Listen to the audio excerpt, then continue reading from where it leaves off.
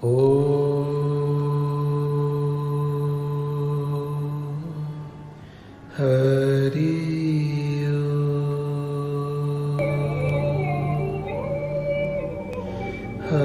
त्वदीयं तदेवं भवत्वं भवेयं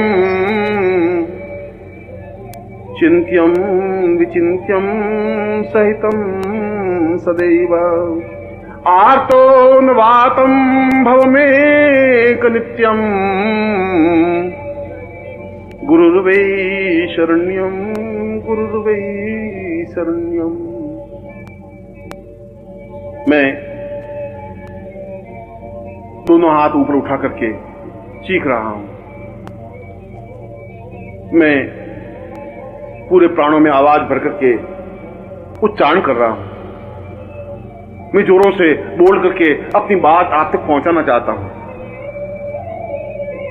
मेरा सारा शरीर थर थर कांप रहा है। मेरी आंखों से आंसू प्रवहित हैं।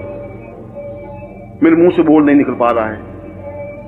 मेरा गला गदगद हो गया है और सारे शरीर के रोम रोम अपने आप में आवाज निकालने लग गए हैं, चीखने लग गए हैं, चिल्लाने लग गए हैं। मैं अपने आपे में नहीं रहा हूं। मैं अपने आप में थरथराहट अनुभव कर रहा हूं। मैं ऐसा लगता हूं कि जैसे मैं एक ऐसी बूंद हूं जो अंगारे पर पड़ी है और छन्न के साथ खत्म हो जाती है। ऐसा लगता है कि जैसे मैं बादल का टुकड़ा हूं और किसी पहाड़ से टकरा करके समाप्त हो जाना चाहता हूं। मैं तो ऐसा कण बनना चाहता हूं जो आपसे टकराए और पूर्णता प्राप्त कर ले। मैं आपको पाना चाहता हूं। मैं आप में एकाकार होना चाहता हूं। मैं आप में एकाग्र होना चाहता हूं। आप में लीन होना चाहता हूं। और यदि ऐसा मेरे जीवन में नहीं हो सका तो इस जीवन को व्यर्थ है। इस जीवन का कोई अर्थ नहीं है। इस जीवन का कोई मकसद नहीं है। इस जीवन का कोई मूल्य नहीं है। यह तो अपने आप में शमशान की यात्रा का एक पड़ाव है, जिस लाश को मैं अपने कंधे पर ढोता हुआ शमशान की ओर बढ़ रहा हूं। ऐसे जीवन से क्या मूल्य हो जाएगा?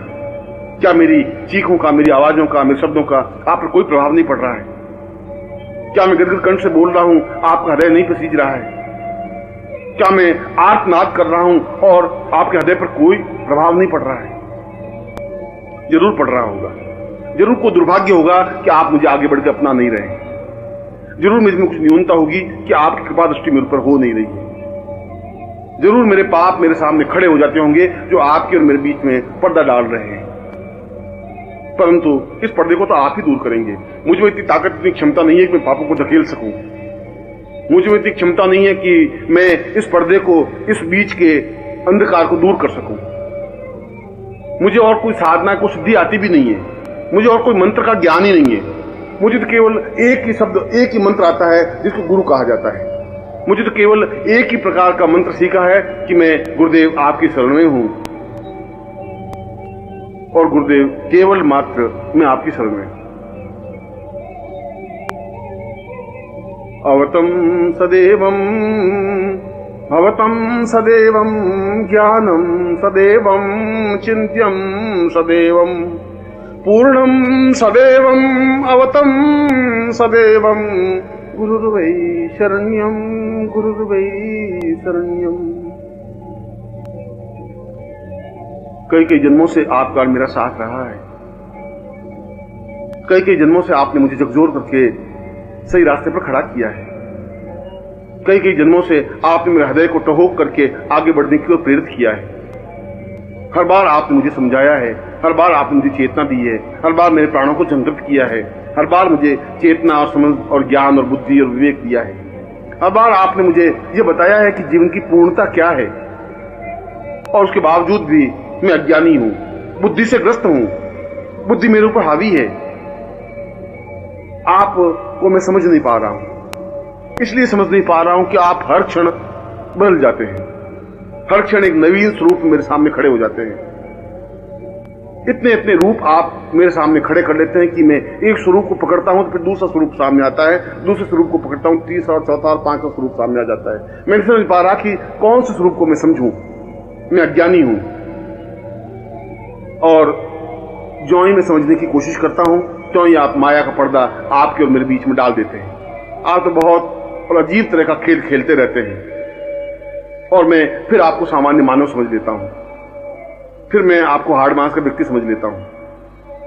फिर मैं अपने आप को समझने की कोशिश करता हूं और मैं आपको समझने की कोशिश करता हूं। फिर मैं समझता हूं कि ये तो मेरे ही जैसा मनुष्य है।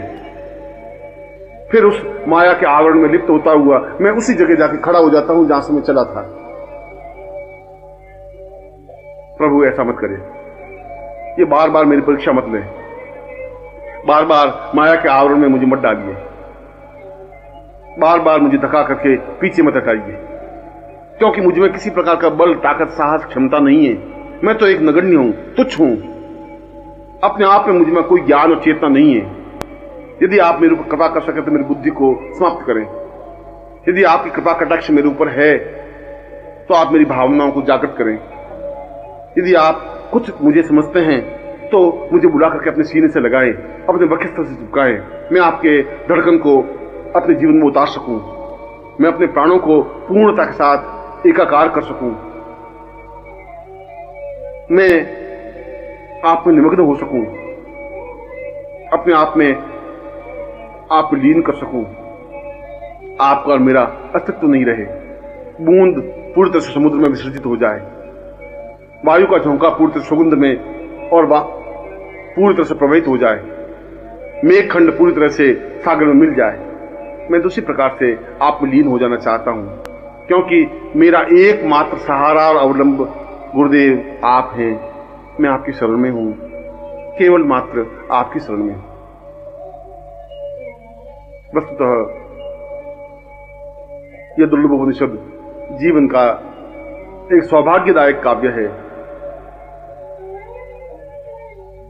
मैं आपको हृदय से आशीर्वाद देता हूं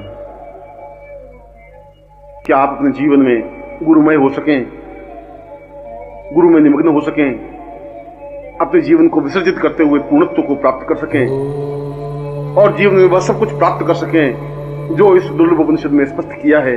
मैं आपको ऐसा ही आशीर्वाद देता हूं।